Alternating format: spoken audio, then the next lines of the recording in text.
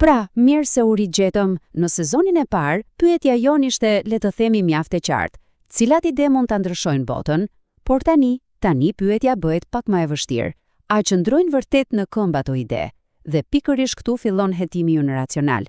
Këtë sezon, udhërrëfyesi vetëm do të jetë logjika.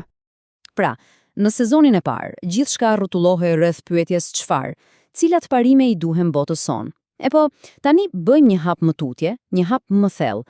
Pyetja evoluon, bëhet prej nga. Okej, i kemi këto ide, por ku e marrin autoritetin e tyre? Çfarë i bën ato më shumë se thjesht fjalë të bukura në letër? Kjo është lëvizja kryesore, zhvendosja e fokusit që do të bëjmë së bashku. Mirë, për të qenë plotësisht të qartë me njëri tjetrin, ja si do të ecim sot.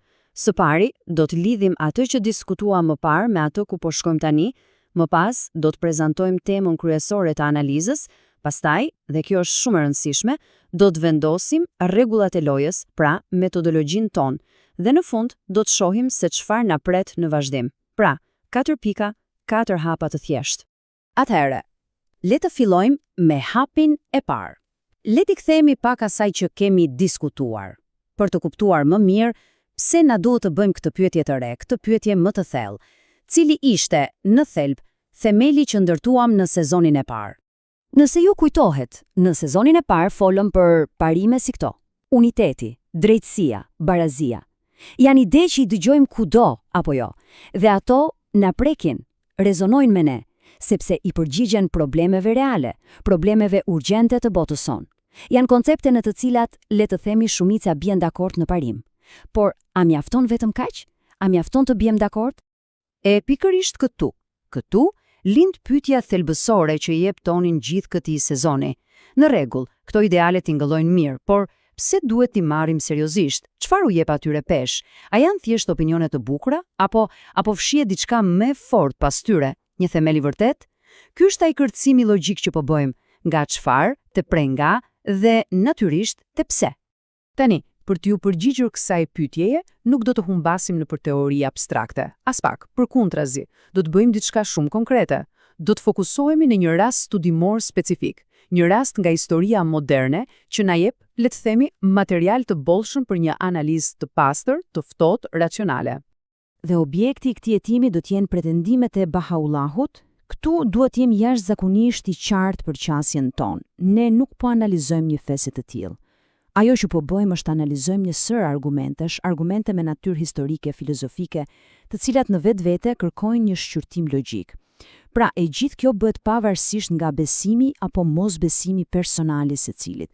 Dhe ky citim, që vjen direkt nga materialet burimore, e përmbledh më së miri atë që po them. Pretendimi në fjalë nuk kërkon besim të verbër, përkundrazi ai fton për shqyrtim. Dhe kjo është e bukura, sepse ai ka pasoja konkrete, të testueshme. Mund të pyesim, a qëndron kjo nga ana historike, a është koherente nga ana morale, dhe, më e rëndësishme, a ka kuptim logjik. Kjo pra është detyra jonë. Mirë. Dhe tani, vim tek pjesa ndoshta më thelbësore e gjithë këtij prezantimi.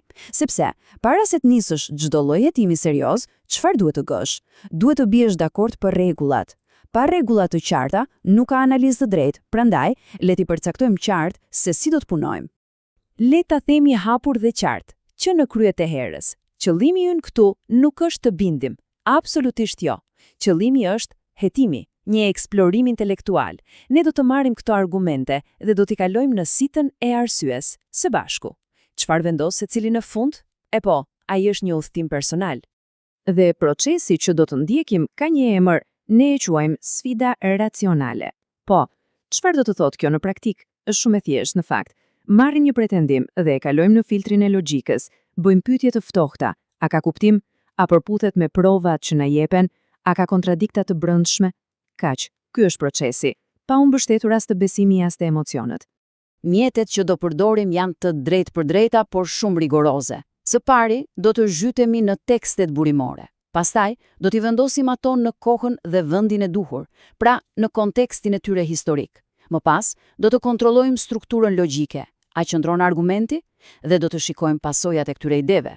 Dhe kemi një rregull të pashkelshëm për këtë sezon, absolutisht asnjë përfaqësim vizual. Zero. Fokusi do të jetë 100% te forca e fjalës dhe argumentit. Pra, tani që kemi vendosur themelet dhe rregullat e lojës, le të hedhim një sy përpara. Si do të funksionoj konkretisht ky hetim, episod pas episodi? Struktura do të jetë shumë e qartë. Çdo episod do të përqendrohet në një dhe vetëm një linjë argumenti, atë që në tekstet burimore quhet një provë. Do ta marrim këtë provë dhe do ta kalojmë nëpër të gjithë procesin ton racional, hap pas hapi. Pse kështu? Sepse kjo na lejon të jemi të thellë, të përqendruar dhe ta gjykojmë çdo argument për atë që është, pa e ngatëruar me të tjerët. Pra, ja ku jemi. Konsiderojeni këtë një ftesë të hapur. Një ftesë jo për të besuar, por për të shqyrtuar. Për të bërë pjesë e këtij procesi me një mendje të hapur, sigurisht, por në të njëjtën kohë me një mendje kritike dhe kurioztare, sepse në fund të fundit gjithçka përmblidhe me një pyetje të vetme, pyetja që do të na udhëheqë gjatë gjithë rrugës, pavarësisht se ku arrin secili në fund. Standardi ynë i përbashkët i matjes do të jetë ky: a janë këto argumente koherente? A janë të besueshme? Dhe ndoshta më e rëndësishmja, a janë relevante për botën ku jetojmë sot? Hetimi ynë i përbashkët fillon herën tjetër.